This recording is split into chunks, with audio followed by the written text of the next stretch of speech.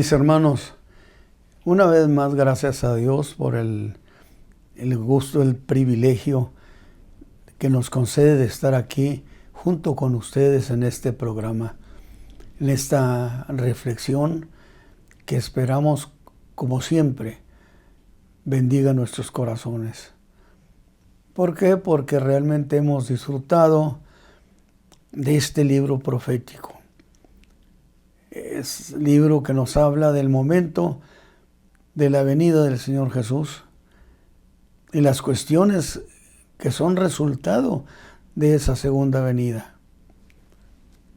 Y bueno, vamos a continuar entonces con la enseñanza, la reflexión, como usted le quiera llamar. Y estamos en Apocalipsis capítulo 14. La vez pasada ya hicimos una introducción a partir de los versículos 1 al 5 del capítulo 14.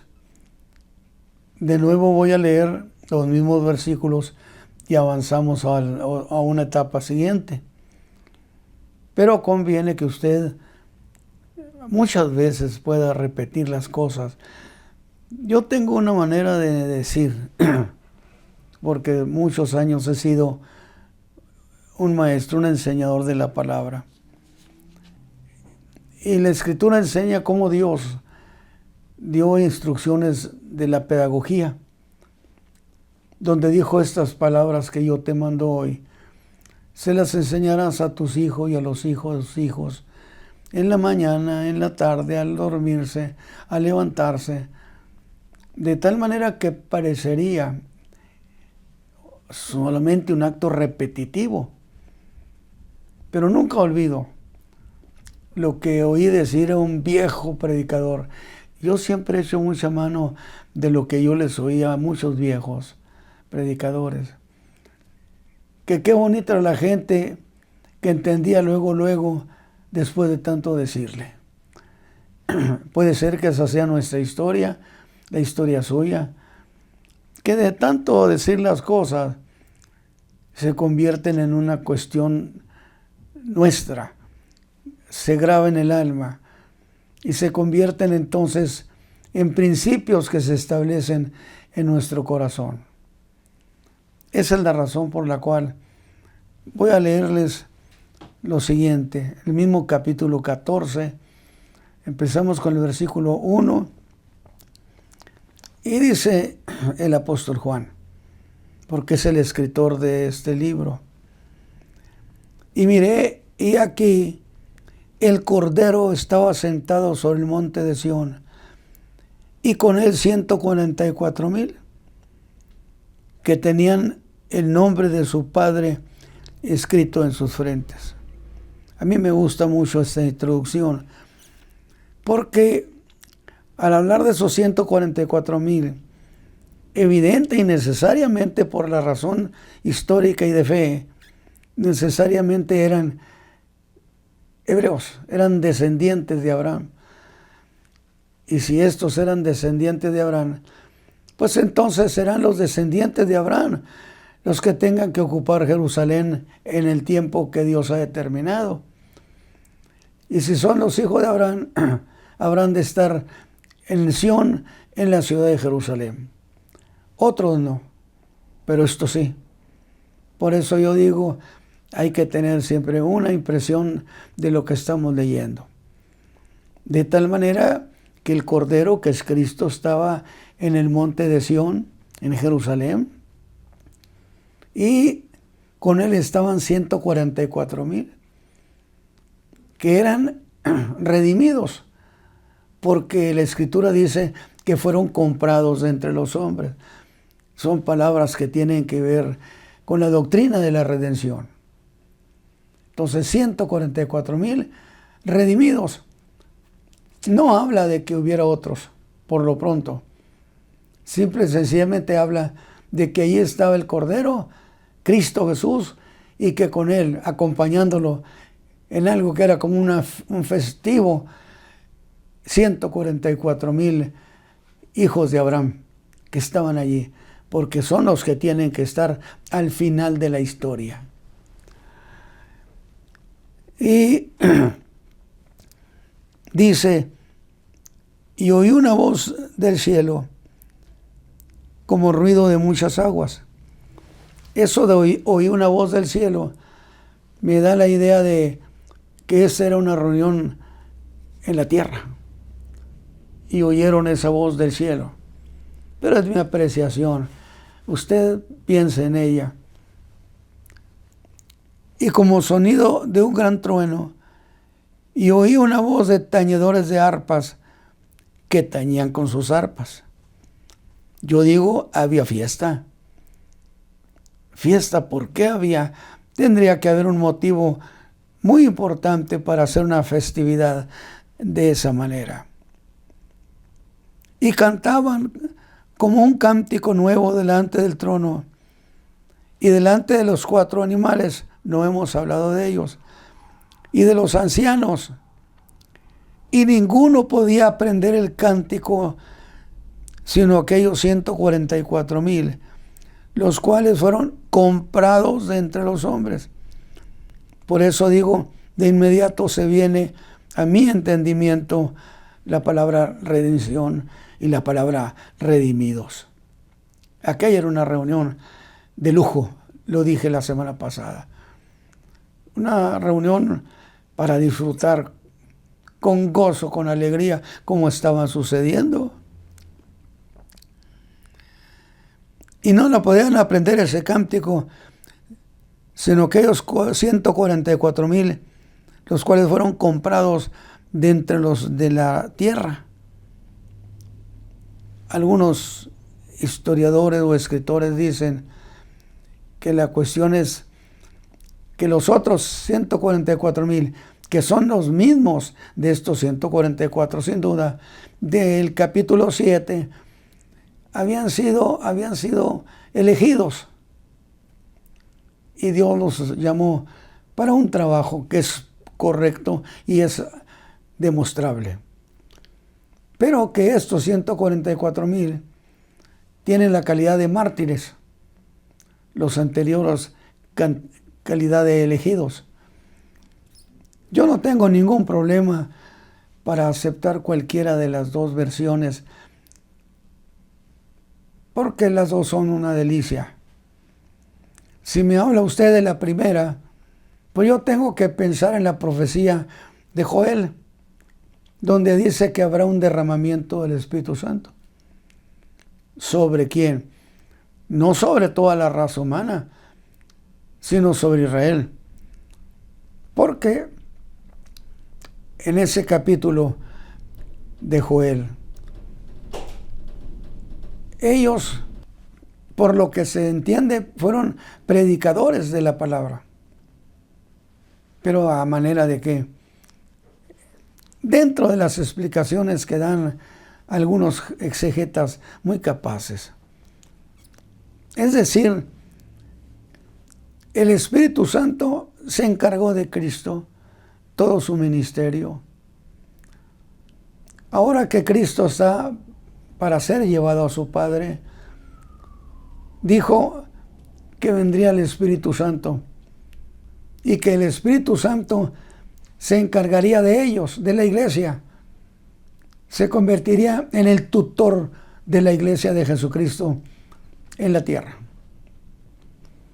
Consecuentemente, que cuando el Señor es llevado a su Padre, estoy explicando esa versión que es muy bonita, muy razonable.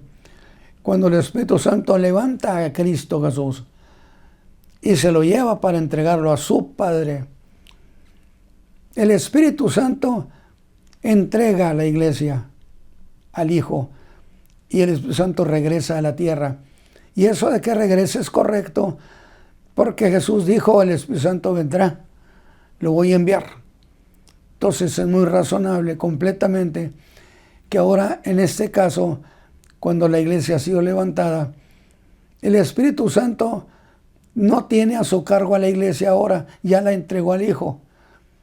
Pero sí, el Espíritu Santo vendrá a la tierra de nuevo a cumplir una misión extraordinaria. Y esa misión será venir sobre el pueblo de Israel que no creen en Cristo Ahora, ¿para qué? Bueno, hay una cuestión muy importante.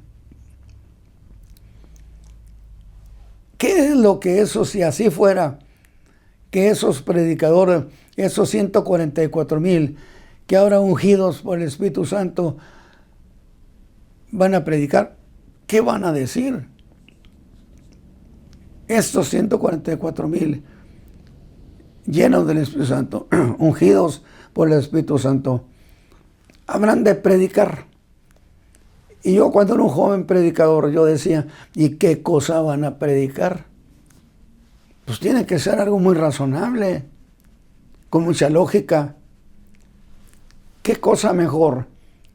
Si el pueblo de Israel aún todavía no cree en Cristo, ¿qué mensaje tan necesario y extraordinario sería que esos 144,000 le anunciaran al pueblo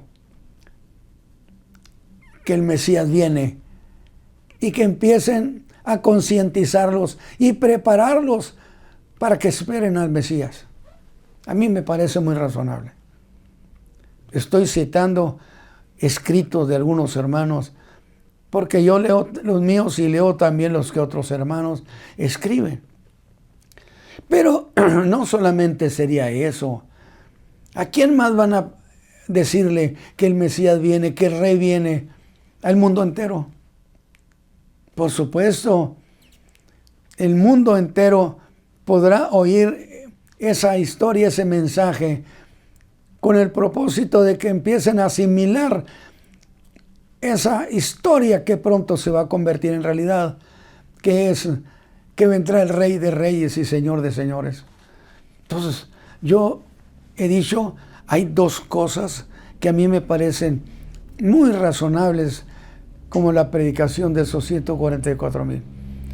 No lo convierte en doctrina. Ese es mi punto de vista razonable, por lo que le oía a enseñadores muy viejitos y que se me hizo maravilloso. Pero vamos a lo siguiente. Había 144,000 y eran los únicos que tenían esa calidad de redimidos, que eran 144,000 que habían sido recibidos para esa reunión que se iba a lograr. Había reunión. Yo digo que sí había reunión, puesto que resulta que Cristo va a restaurar el reino. Y aquí hay una cuestión interesante. ¿Cuál reino? Si usted me va a decir a mí, es que Cristo va a establecer un reino, le digo, no lo acepto. ¿Por qué no lo acepto? Porque se establece lo que no existe. Lo que sí existe se restaura, como el trono de David, como el reino de David, que existe, porque todavía está en ruinas ciertamente, pero está en existencia. Y los discípulos en el Monte de las Olivas le hicieron la pregunta apropiadísima.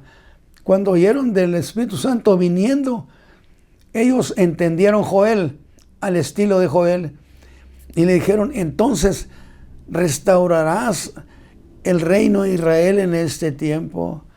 No le dijeron, lo vas a instalar, porque eso sería, no existe, lo vas a poner a instalar. Al decirle, lo vas a restaurar, ellos están reconociendo, el reino de David existe. No más hay que restaurarlo. Y ahí es una clave interesantísima de la interpretación del Evangelio. Hay una reunión en la tierra, en el monte, en Sión, en Jerusalén. Y en esa reunión, sin duda, se está celebrando o se va a celebrar esa restauración del reino de David. Porque a David se lo dijeron, Se lo dijo el Señor. Un hijo tuyo se sentará en tu trono y reinará sobre toda la tierra. Que yo digo, le van a dar a Cristo Jesús allí la toma de posesión, pero Él ya es el Rey de Reyes. Él va a restaurar ese reino de David. Desde luego le voy a decir una cosa. ¿En cuál trono se va a sentar o qué?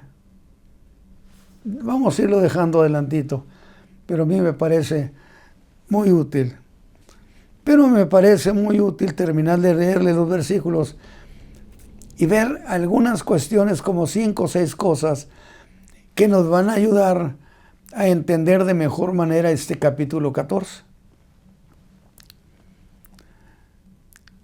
Dice, estos son los que con mujeres no fueron contaminados, porque son vírgenes. Estos los que siguen al Cordero por donde quiera que fuere.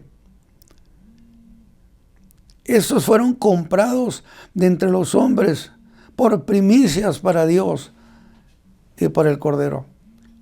Comprados en calidad de primicias. Interesante. ¿Por qué? Bueno, porque si se va a instalar ese reino, o mejor dicho, se va a restaurar, porque no se puede poner un nuevo reino, tiene que ser el reino de David. Se predica para eso el evangelio del reino. Se habla del evangelio eterno, porque no sufre modificaciones. Cristo lo dijo, yo no he venido a abrogar la ley, he venido pero a cumplirla. Pero, déjeme decirle algo. Ya que estamos en este capítulo viendo esa escena en el monte, en Jerusalén, en el monte, en Sión, esa escena, ¿a qué tiempo?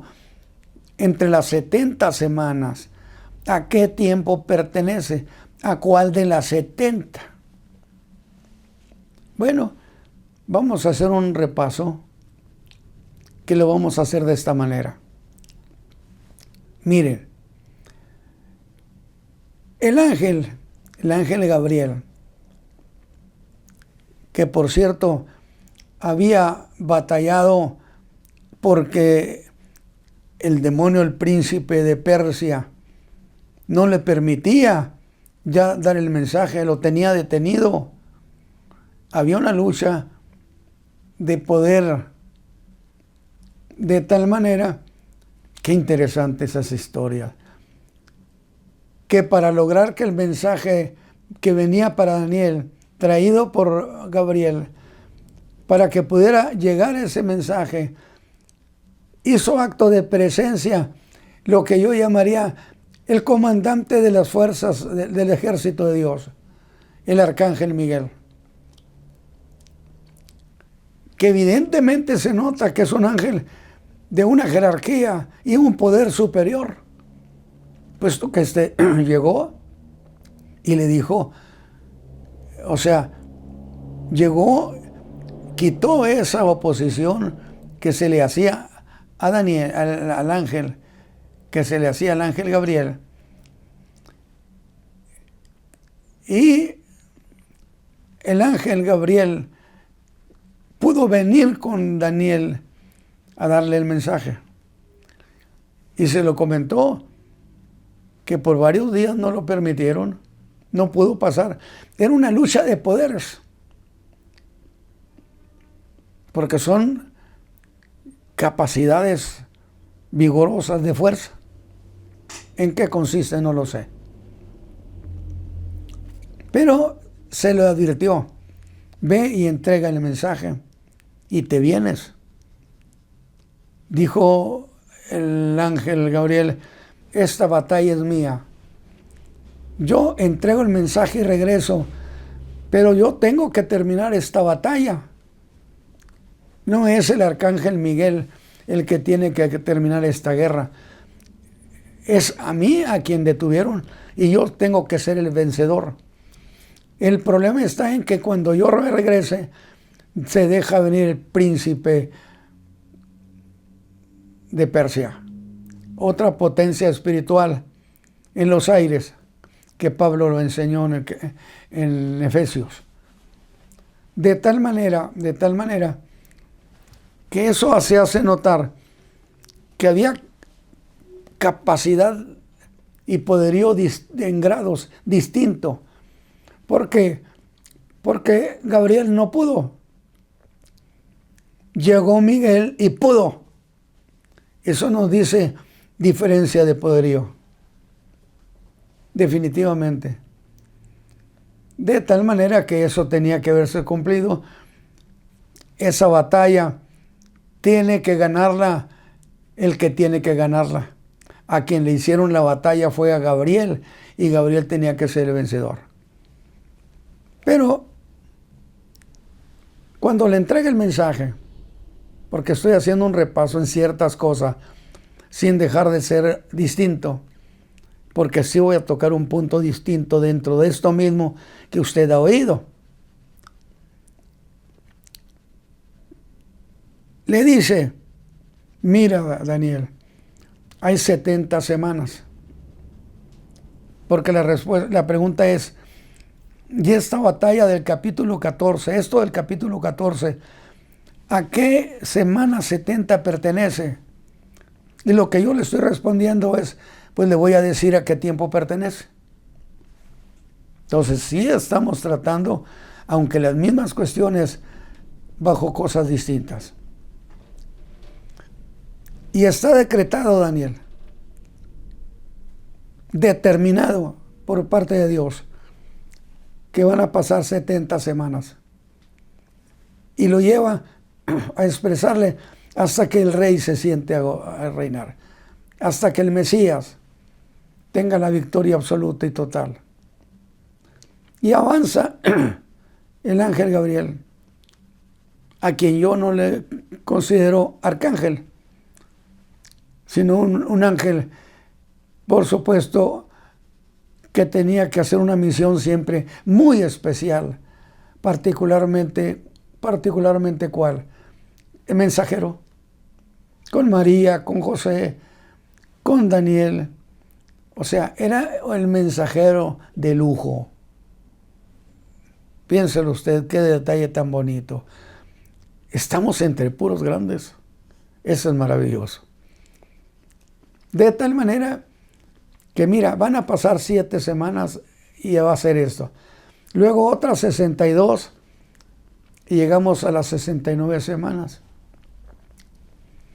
Cuando llegue a las 69 semanas, cuando la semana 69 se cumpla, Daniel, no que se quede por cumplir, no, cuando se cumpla formalmente, le hace una declaración extraordinaria, se quitará la vida al Mesías. Y esto me va a ayudar a responderle algunas preguntas, algunas cuestiones, pero quiero tocar a estas otras primero. La idea es, tiene que llegar un momento cuando los hijos de Abraham posean la tierra y nunca más vuelvan a perderla. Lo leímos en la clase pasada. Pero hay escritura muy bonita, preciosa, donde yo en alguna ocasión expliqué sobre lo que se conoce como plenitud de los gentiles, según Romanos 11:26. Desde el 25 es correcto. La plenitud de los gentiles.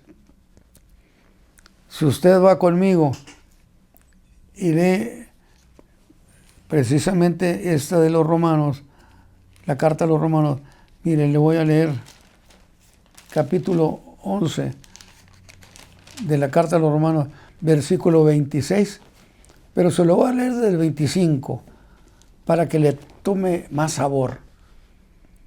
Porque estamos diciendo, esto está envuelto, toda esta obra de Dios está envuelta en batallas. Cuando son tiempos que parece que se cumplen y parece que no se cumplen. Y dice Pablo a los romanos, Porque no quiero, hermanos, que ignoréis este misterio. El apóstol les va a decir, voy a revelarles un misterio. ¿Cuál misterio? Les voy a revelar un misterio. Cuando el pueblo, los descendientes de Abraham, estarán aquí tranquilos y que nunca más vuelvan a ser sacados. Para que no seáis acerca de vosotros mismos arrogantes. Y toca un punto importante del pueblo, el endurecimiento. Los hijos de aquella mujer endurecieron su corazón. Esto, endurecimiento en parte, dice, ha acontecido en Israel hasta que haya entrado la plenitud de los gentiles. Subráyelo, la plenitud de los gentiles. ¿Qué cosa es la plenitud de los gentiles? Todo ese tiempo en que el mundo gentil se autorizó que le llevaran el mensaje de perdón, el Evangelio de Jesucristo, que tiene un principio cuando el Señor Jesús ordenó, de empezando con Jerusalén, Judea, Samaria y hasta el último de la tierra. Empieza la evangelización. Pero ese trabajo de evangelizar también tiene cumplimiento. Y Pablo dice, ¿sí se va a cumplir? Cuando haya entrado la plenitud de los gentiles. Y luego yo pregunté, ¿y qué cosa es la plenitud de los gentiles? Todo ese tiempo, todo el tiempo en que el Evangelio fue predicado al mundo gentil. A eso se le llama el tiempo de la gracia. Así lo llamamos, el tiempo de la gracia. ¿Qué es el tiempo de la buena noticia? ¿O no es acaso el mensaje de la gracia, la buena noticia? Definitivamente. ¿Qué es lo que Jesús predicó en Nazaret? Aquel mensaje donde quisieron matarlo. Y luego, esta es la sorpresa. Y ahora sí, se acabó el endurecimiento, la incredulidad. Evidentemente esto fue el trabajo que el Espíritu Santo al venir sobre el pueblo causó que hubiera una fe, que naciera fe en el pueblo, que por milenios ha estado esperando lo que no ha sucedido. O alguna cosa que sucedió y no se dieron por enterado, ni la reconocieron como tal, como cuando Jesús llegó en un asnito a Jerusalén. Este no puede ser. Y además es de Nazaret de Galilea, donde hay pura gente ignorante. De allá no nace nada bueno. Cristo nació rechazado. Ese es el tema que yo le puse un sermón. Cristo nació rechazado. Y entonces ya se terminó de predicar, el tiempo de la gracia se termina, y al terminarse esa plenitud de evangelizar al mundo gentil, ¿qué sucede? Esa incredulidad se acaba cuando ha entrado la plenitud de los gentiles. Ahora sí, se terminó, la gracia ha terminado su trabajo, lo ha cumplido. ¿Qué sucede? El versículo 26 es extraordinario. Mire lo que va a pasar. Mire. Y luego todo Israel será salvo, como está escrito. O sea, habrá un verdadero avivamiento moral y espiritual en el pueblo de Israel. O sea, le esperan buenos días. Ha tenido muchos años muy malos, muy duros, pero vienen tiempos gloriosos. Pues imagínense la alegría de eso. Que yo decía una vez, imagínense, por ejemplo, estando ya casi por ser aniquilados, en ese momento los cielos se abren y viene el Mesías, el Hijo del Hombre, con su ejército, con poder y gloria, y que viene a darles libertad, a ayudarlos, a salvarlos. ¿Qué cree que van a sentir todo ese pueblo? Por supuesto que una alegría inmensa. Y el Señor pondrá su pie en el monte de las olivas. De allí donde se fue, allí mismo vendrá. Y las profecías se cumplen con plenitud, con perfección, con precisión inclusive. Y entonces usted dice, oye hermano, mire nomás lo que pasó a causa precisamente de que la predicación del Evangelio de la gracia ha llegado a su punto donde misión cumplida. Mírelo así, misión cumplida. Aquí lo está diciendo Pablo. Y ahora todo Israel se convierte al Señor. Que es lo mismo que dice Zacarías 14, 13 y 12. Léalo usted, dije, hacia atrás. ¿Por qué? Porque cuando el Mesías venga, y venga en un brioso corcel, con una ropa reluciente, preciosa, y diciendo Rey de Reyes y Señor de Señores. Entonces yo digo que la gente va a gritar, este sí es el Mesías que esperaba nuestro corazón. ¿Cómo no voy a estar yo alegre también por eso? Y cuando vayan a recibirlo, ¿y estas heridas que tienes en tus manos? Dirá, herido fui en casa de mis amigos. Y es ahí donde el Espíritu Santo caerá sobre ellos. Zacarías 12. Y ellos creerán al Señor en un solo día. 14, 13 y 12. Léalo así, verá qué sabor tiene tan grande. Entonces, quiere decir que sí existe la promesa de una fe masiva y de una fe nacional al Hijo de Dios. Pero mire lo que voy a leerle. Por eso le dije, me gusta hacer estas cosas. Quizá usted diga, hermano Ramos, usted siga corriendo allá por el 14. Sí, voy a correr con el 14. Pero mire, en el Salmo 81, versículo 13, es una queja de parte de Dios.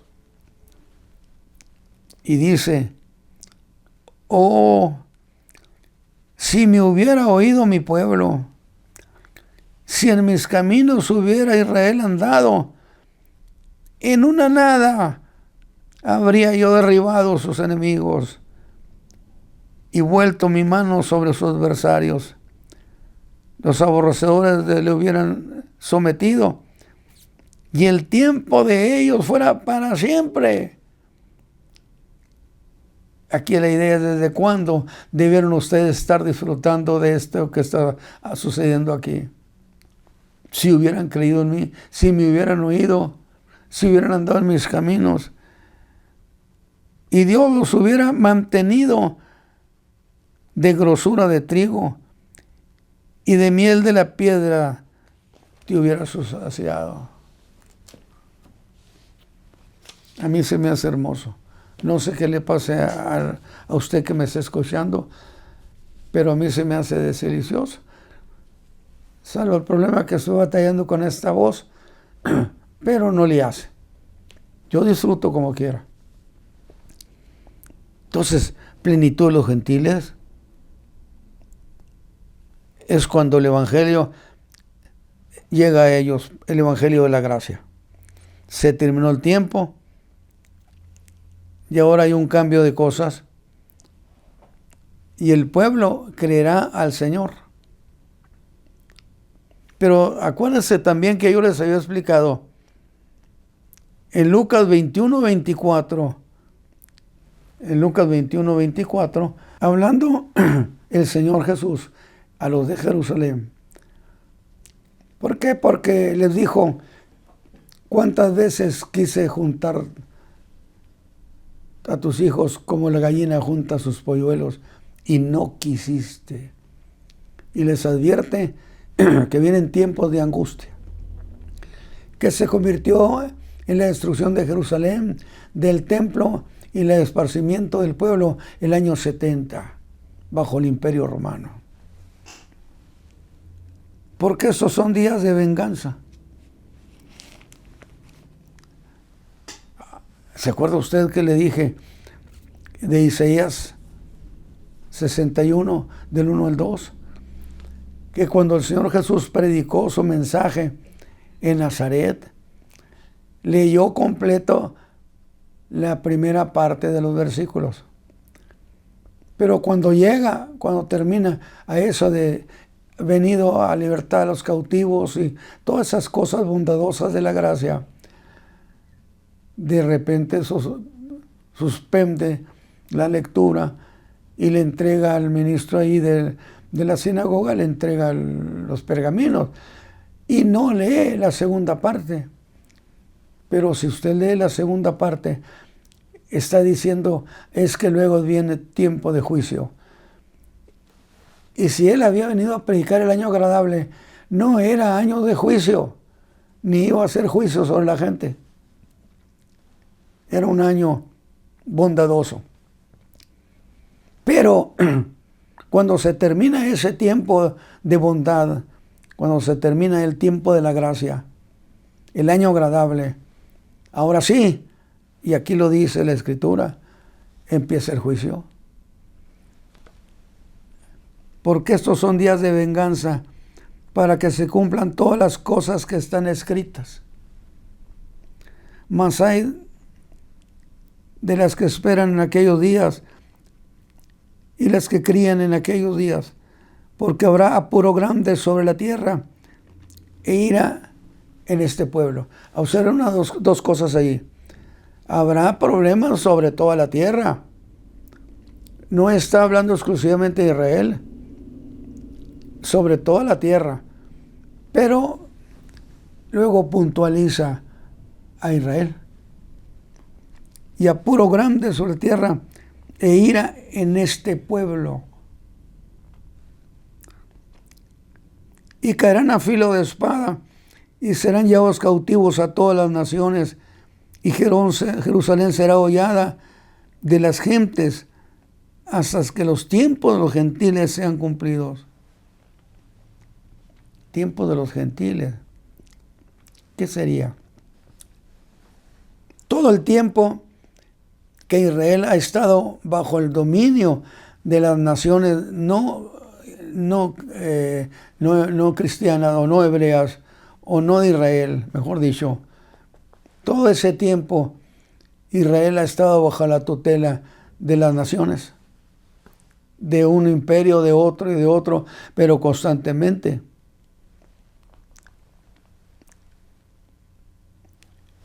Y se considera que los tiempos de los gentiles empezaron justamente cuando Judá y Benjamín, que era el Israel del sur, fueron llevados a Babilonia, cautivos, cumpliéndose la destrucción, por supuesto, sí, definitivamente, por el año 606 aproximadamente. Y desde entonces, Jerusalén no ha tenido un rey estrictamente descendiendo, dice, de las entrañas de David. Lo que significa que el que reine en ese tiempo necesariamente tiene que ser un hijo directo y descendiente de David. Entonces, esto que estamos viendo aquí, la Apocalipsis 14, aquí hay una reunión grandísima donde ese cordero es el hijo directo de David, que es el que acaba de venir de los cielos, que destruyó al anticristo, que acabó con la guerra de Armagedón, que mandó a Satán al abismo, que ha dado una victoria y que un gozo enorme a la nación. Bueno, de eso estamos hablando. Parecería que estoy hablando de cosas ajenas, distintas. No. Analícelas. Entonces habrá señales en el sol y en la luna. Y aquí quiero hacer otra aclaración. Yo creo que quizá lo alcancen a usted tantas aclaraciones. Bueno, está bien. Hay dos tipos de señales. Una es para la venida de Cristo por la iglesia y otro tipo de señales son para la segunda venida de Cristo. Para la venida por la iglesia, dijo el apóstol Pablo, no vendrá el Señor sin que antes venga la apostasía y se manifieste el hombre de pecado. Dos cosas. Esas son dos señales que nos acercan al momento en que Cristo viene por su pueblo, por la iglesia. Pero que no vino a la tierra. El pueblo fue levantado. El Espíritu Santo lo levantó y se lo entrega a Cristo, que es el Salvador de ellos. Mientras que cuando se habla de las señales en el sol, en la luna y las estrellas, y en la tierra angustia de gentes por la confusión del sonido de la mar y de la sonda. Fíjese usted, observe usted, ya son señales de sucesos que anteceden a la venida de Cristo en la segunda venida. Anteceden la segunda venida de Cristo, estas señales. Fíjese en qué condiciones estarán la gente, los hombres, secándose los hombres a causa del temor y expectación de las cosas que sobrevendrán a la redondez de la tierra. Porque las virtudes de los cielos serán conmovidas. Y entonces verán al Hijo del Hombre que vendrá en las nubes con potestad y una majestad muy grande. Esas otras señales, en el sentido del sol, la luna, las estrellas y muchas otras cosas. Esas son señales que preceden a la segunda venida de Cristo, no a la venida por la iglesia, la segunda venida. Y esto que acabo de leer es lo mismo que Mateo 24, donde Mateo 24 precisamente habla sobre ese asunto, en qué momento dice, y entonces. De tal manera que el Mesías ha venido, y yo quiero que usted piense lo siguiente. Se habló de grandes conflictos para el mundo en general. Pero en un segundo apartado se habla en Daniel 12 de conflictos para Israel. Y en aquel tiempo se levantará Miguel. Famosísimo Miguel. Y le voy a decir una cosa. Estos tiempos, cuando se habla de revelaciones, manifestaciones, como Pablo enseñó visiones y revelaciones, son un campo muy propicio para la especulación. Y usted tiene que conocer la escritura, la doctrina, para poder decir esto no es así. Y le voy a decir dos detalles, en este caso, detalles de Miguel.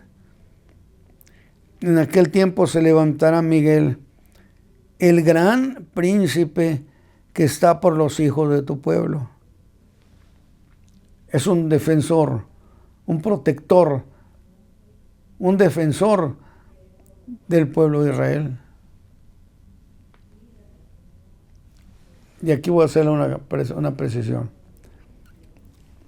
Yo solamente hablo de solamente un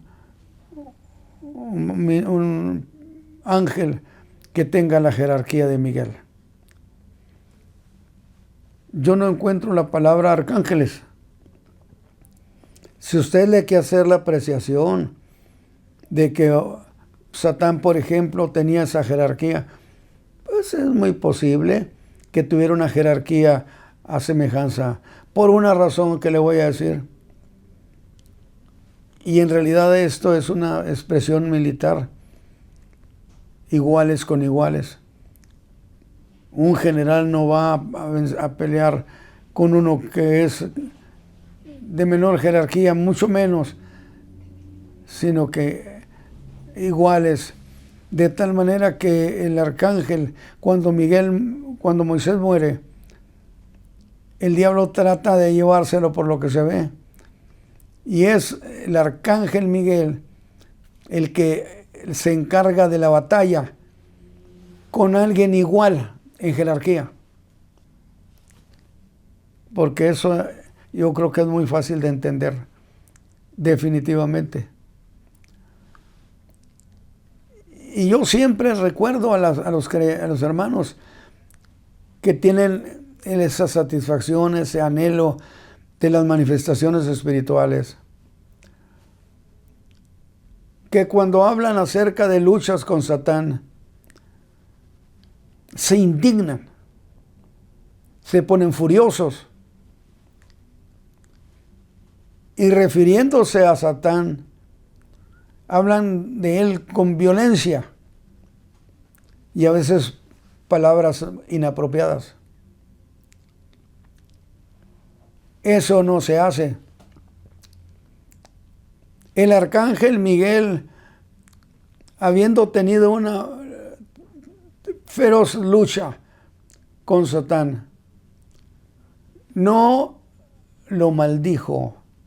Dice la Biblia, no se atrevió a usar de juicio de maldición. Y entonces, ¿cuál es la fórmula que usó el arcángel Miguel? El Señor te reprenda. Gloria a Dios. Echó mano, ejerció esa autorización que es apelar al nombre, ya sea el nombre del Señor Jesús o el nombre de Dios, lo que usted considere correcto. Pero es un momento donde se ejerce una autoridad del nombre de la persona. Y le dijo, el Señor te reprenda. Digo, yo no sé cuántos hermanos me estén escuchando, pero es muy socorrido eso de que hablen de Satán con rabia. Pero espéreme, usted me va a decir, pero ¿por qué tengo que hacer? No, ¿acaso Miguel habló con rabia? No. Habló con autorización, con autoridad. ¿Por qué? Porque él tenía autorización del Dios de los cielos para ese tipo de luchas. El Señor te reprenda. Y salió vencedor. Eso es lo que estoy diciendo. Entonces, no se hace juicio de maldición. Tampoco tiene usted que echarle piropos al diablo. De ninguna manera. Pero sí puede ejercer la autoridad con grandeza, con jerarquía, con honorabilidad en Cristo Jesús. Eso yo se lo recomiendo. Y le dijo que ese tiempo será tiempo de angustia. Tiempo de angustia. Nomás que yo le voy a leer, mire. Tiempo de angustia, cual nunca fue después que hubo gente hasta entonces. Nunca, dijo el ángel Daniel, nunca ha habido tanta angustia como la que se va a mostrar desde que desde que la gente apareció aquí en la tierra, desde que los conflictos empezaron. Nunca ha habido esto que viene. Mas en aquel tiempo será libertado tu pueblo, todos los que se hallaren escritos en el libro. Y eso a mí me obliga a hacer otra precisión. ¿Cuál precisión, hermano? Me han dicho, mire, aquí está, donde la gente salva, ya estaba escrita su nombre, ya estaban predeterminados. Y yo les digo, yo no estoy en contra de eso, no me parece, pero no tengo problema para entenderlo. Pues es que estaban escritos, lo que quiere decir que Dios decide quién se salve y quién se pierde. Y yo le dije, a ver, yo lo veo desde otra manera. Yo pienso en los atributos de Dios, de tal manera que Dios, que tiene conocimiento eterno de lo que pasó, de lo que está pasando, de lo que va a pasar, de lo que no pasó pero pudo pasar. Dios tiene conocimiento anticipado de las cosas y de manera anticipada Él pudo saber qué hombre o mujer a través de los milenios lo iba a aceptar a su hijo o lo iba a rechazar. Y se dio el lujo de escribirlo en un libro.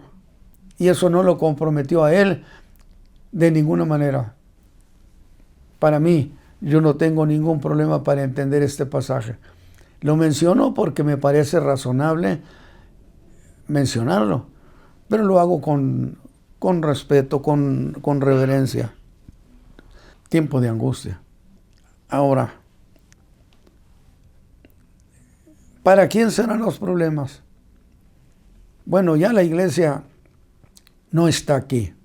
Por lo tanto, en mi enseñanza, yo no involucro que la Biblia esté diciendo que la iglesia está aquí. Yo no. Sencillamente.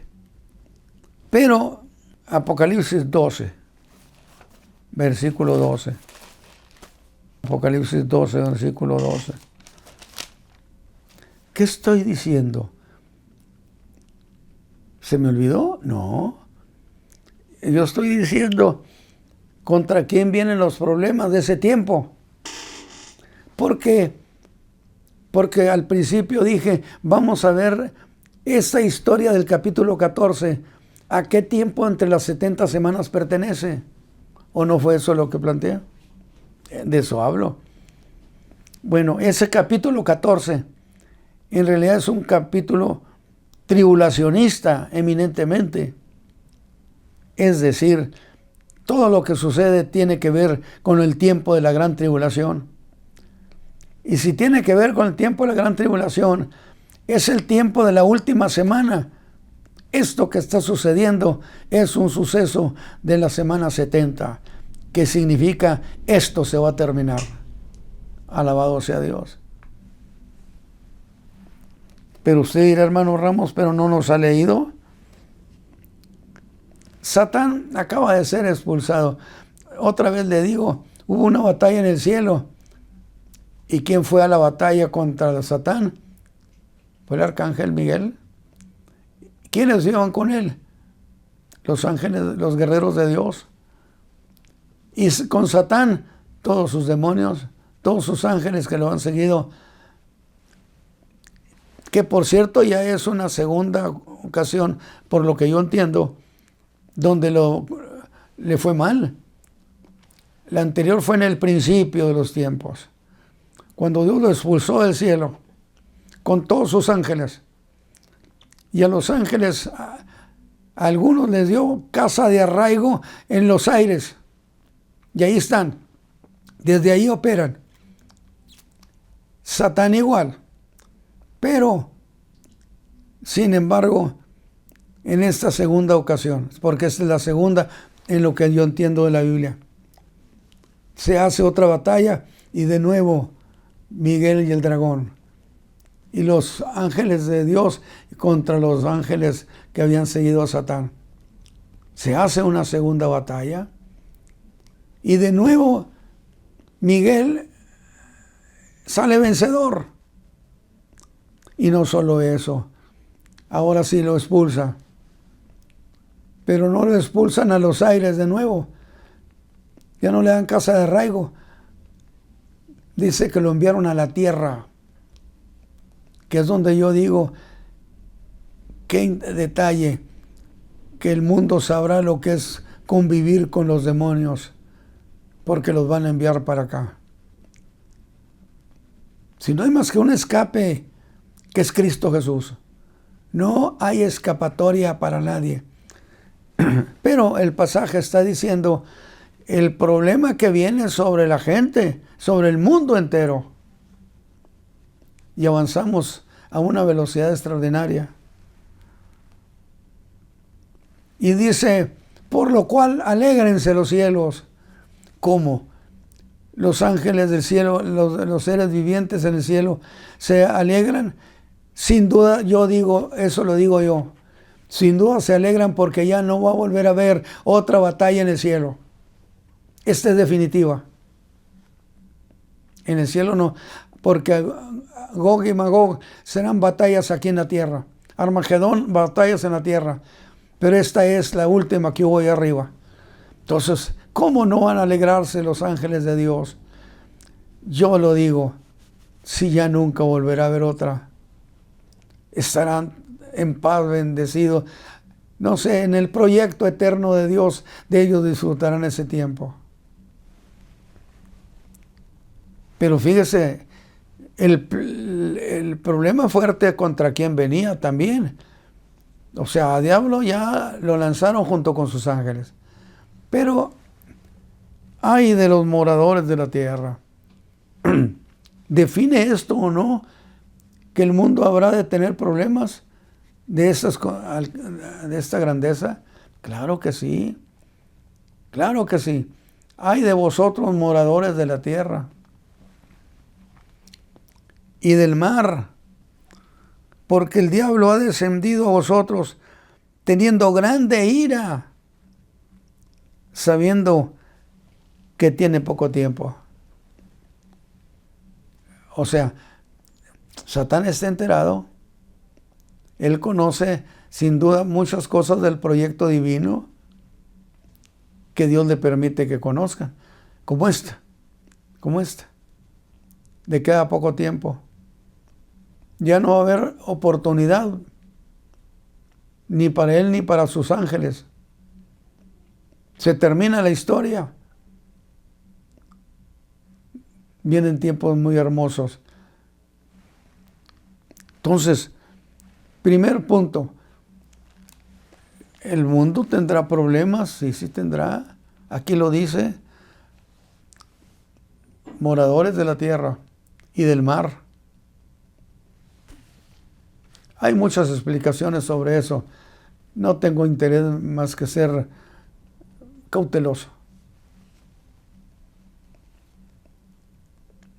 Y si hemos leído Daniel 12:1, hay un segundo grupo que se verá en problemas.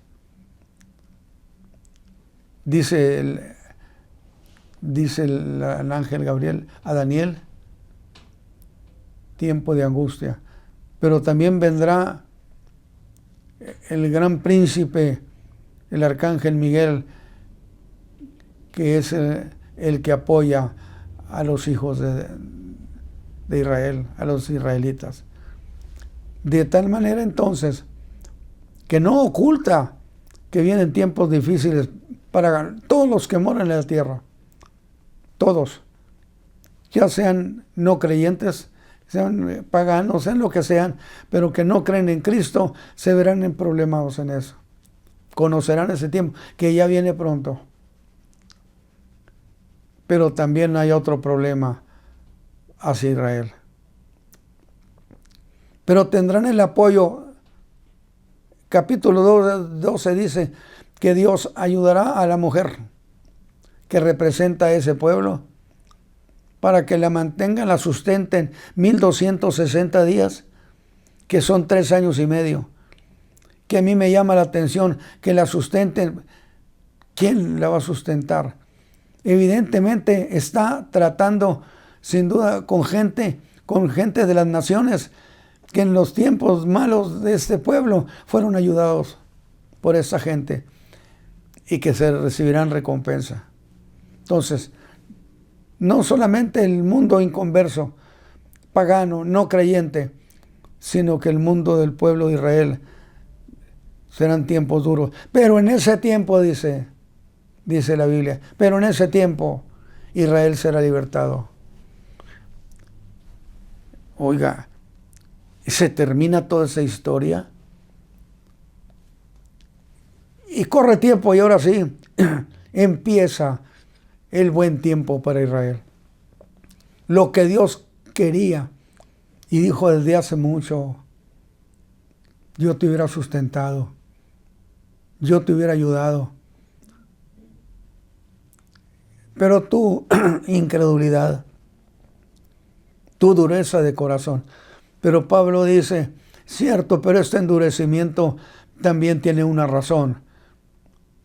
Para que mientras ellos son endurecidos, el misterio de la predicación de la gracia vaya al mundo gentil. Porque Dios nunca jamás pensó en dejar abandonados a los paganos, a los gentiles. Y es más, miren, el proyecto de Dios para salvación, del que ya hablamos y que a mí me pareció lindísimo. ¿Para favorecer a quién? Pues mire, si nomás había más que dos grupos, los judíos y los gentiles. No, perdóneme. Antes de Abraham no había más que de lo mismo, paganos y no creyentes. No encontraba usted que aquí está el judío, aquí está el gentil. Después de Abraham nace ese pueblo y nace la diferencia de judíos y gentiles. Sí, pero creo yo que tenía un compromiso de hacer una aclaración. Dice el ángel a Daniel, pero cuando se terminen las 62 semanas, son 62 más 7 son 69, se quita la vida al Mesías. Y una de las cosas que se dice es la siguiente: solamente de lo que sucede durante las semanas 70 o los 70, cualquier semana que corresponda a ese tiempo, es exclusiva de Israel. A ver, 70 semanas están determinadas sobre tu pueblo y tu santa ciudad. Mira, Daniel, todas las semanas 70 en cualquier tiempo que sea perteneciente a ese grupo es un asunto de Israel y es un asunto de la ciudad de Jerusalén. Escrito está. Muy bien, y entonces decimos, llega ese momento cuando se cumplen las 69 semanas y se termina el tiempo, por así decirlo, y hay una suspensión. Se suspende el tiempo, no cronológicamente, se suspende el tiempo profético, para que quede muy claro ese detalle, y yo sentí el compromiso de recordarlo. ¿Por qué? Porque pareciera que la explicación generalizada sería: esta última semana 70, la semana, ese espacio que se deja libre, por así decirlo, ya Israel no tiene nada que ver. Y yo siempre he dicho, yo sostengo lo contrario. ¿Por qué? Porque ciertamente todas esas 70 semanas eran exclusivas de Israel. Y lo digo así para que nadie se apunte. Eran exclusivas de Israel. Llegó la semana 69, se hace un paréntesis, Israel ya nada tienes que ver. Y yo he dicho, no lo acepto. ¿Por qué razón? Porque Dios en el principio de ese proyecto no hizo las cosas por causa de Israel. Hizo el plan de salvación por causa del mundo entero. Digo, para que nadie se sienta exclusivo y nadie se sienta tampoco hecho a un lado. De tal manera que cuando se le quita la vida al Mesías, el Mesías muere por todo el mundo. A ver, de nuevo, quizá no lo estoy explicando bien, déjeme decirlo. Israel, ese espacio donde no corre el tiempo de las semanas proféticas, no tiene nada que ver contigo. Cuando que todo ha sido de Israel, exclusivo de ellos, resulta que ahora se les dice o les decimos, ustedes ya no tienen la exclusividad.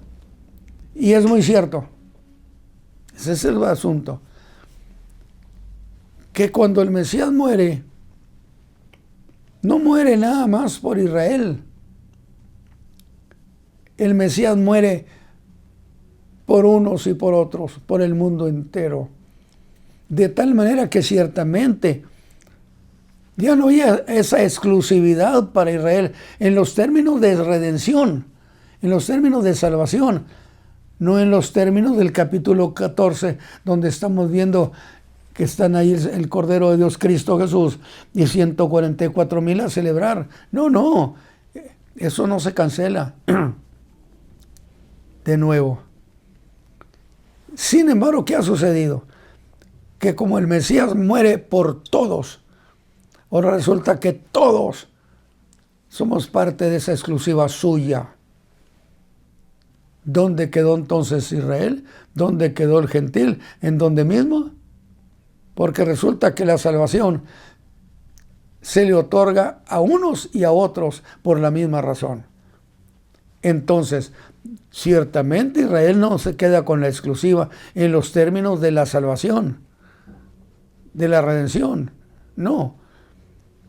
El mundo gentil que no tenía participación, pero que el proyecto de Dios era justamente que la tuvieran, y ahora los incluye. Entonces, lo que era exclusivo de unos pocos se convierte en lo exclusivo de todos. Yo no sé si expliqué bien este detalle. Me gustaría que me dijeran, hermano Ramos, fíjese que no le entendí. Usted no nos explicó bien. Porque a mí me preocupa mucho explicar con certeza las cosas. Pero alguien me dijo y lo tengo que aclarar. Oye, hermano, pero ¿en qué manera Jesús muere por el mundo entero? Yo le dije, mire, ¿quiénes aportaron la petición de que fuera ejecutado Cristo Jesús? Anás y Caifás, líderes religiosos y políticos del pueblo de Israel o del pueblo judío, con derecho legal, con derecho de ser ellos los que tomaran decisiones. Consecuentemente, tenían el derecho de solicitar a Pilato que fuera Cristo ejecutado, porque ellos eran autoridad legalmente constituida. No se olvide eso. Y luego me dice, sí, pero aquí en Jerusalén no estaba el César, no estaba el emperador. Claro que no estaba. Pero si Pilato y Herodes habían sido autorizados por el imperio, tenían derecho de toma de decisiones a nombre del imperio. Consecuentemente, entonces, si Pilato y Herodes estaban de acuerdo que Jesús fuera ejecutado, era el acuerdo a nombre del imperio. Consecuentemente, Cristo entonces muere por culpa de unos y de otros y es ejecutado en representación de toda la raza humana. Gracias a Dios por ese paréntesis. No estábamos incluidos solo los hijos de Israel, pero luego nos incluye a todos, no nomás a uno. Yo no sé si se haya podido entender bien esto, ¿no? Me gustaría. Yo creo que el tiempo ya se nos acabó. Qué lástima, porque de veras siempre me quedo con tanta cosa en la mano. Padre eterno, muchas gracias por tu pueblo, por tus hijos. Gracias, Señor, por estas cosas tan sutiles de tu proyecto de salvación. Yo te ruego que bendigas a tus hijos, a tu pueblo. Muchos de ellos han solicitado que oremos por ellos. Y te hemos pedido que los ayudes y abras tu mano, les abras oportunidades les des tu bendición. Y que las cosas que hemos enseñado o reflexionado este día bendigan sus corazones. Por Cristo Jesús. Amén.